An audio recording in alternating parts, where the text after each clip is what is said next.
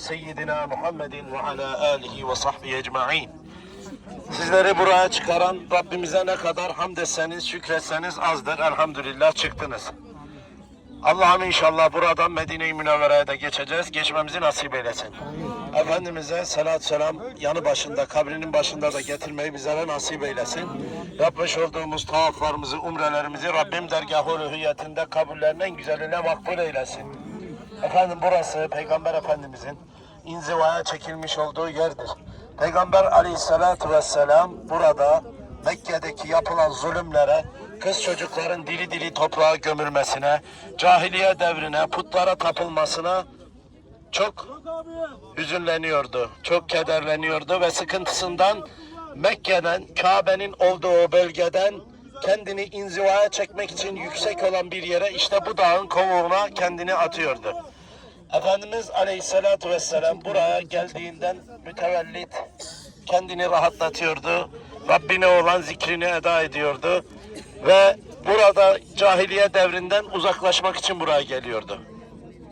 Rivayetlere göre 6 ay burada kalmıştır Efendimiz. Hazreti Hatice annemiz ona yemek getiriyordu. Bu dağ öyle bir nurlu dağ ki Peygamber Aleyhisselatü Vesselam'ı üzerinde taşımıştır. Bu dağ o kadar nurlu bir dağ ki Kur'an-ı Kerim'in ayetleri burada nazil olmuştur. Kur'an-ı Kerim'in inmiş olduğu dağ bu dağdır.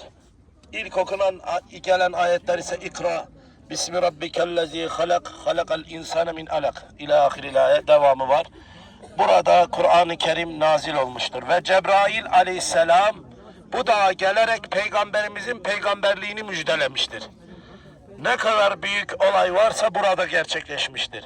Peygamber Efendimiz Cebrail aleyhisselam ile buluştuğunda oku ya Muhammed, ben okuma bilmem. Cebrail aleyhisselam sıktı. Oku ya Muhammed, ben okuma bilmem, seni yaratan Rabbinin adıyla oku diye buyurdu Efendimiz. Ve onun peygamberliğini bu dağda müjdeledi ve peygamber olduğunu Resulullah Efendimiz Aleyhisselatü Vesselam burada öğrendi. Bu dağı öyle bir şekilde indi ki hızlı ve koşarak, korkarak, ürkerek ilk defa Cibril ile buluştu, Cebrail Aleyhisselam ile. Başka olaylar zuhur etti burada ve dağ, taş, ot ne varsa Esselamu Aleyke ya Resulallah diyerek önünde eğildi. Esselamu Aleyke ya Resulallah, selam olsun sana ey Allah'ın Habibi, selam olsun sana ey Allah'ın Peygamberi diye nidalarda bulundular. Taşlar, toprak, ot, hayvanat ne varsa hepsi Efendimiz Aleyhisselatü Vesselam'a selam etti.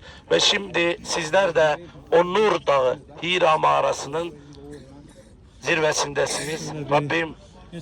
Rabbimize ne kadar hamd etseniz azdır. Ne kadar şükretseniz azdır. Şimdi gireceğiz Efendimiz Aleyhisselatü Vesselam'ın secde yaptığı, vücudunun değmiş olduğu o taşlara sizler de dokunacaksınız. Sizler de göreceksiniz inşallah. Orası Peygamber Efendimiz'e ev sahipliği yapmış bir yerdir.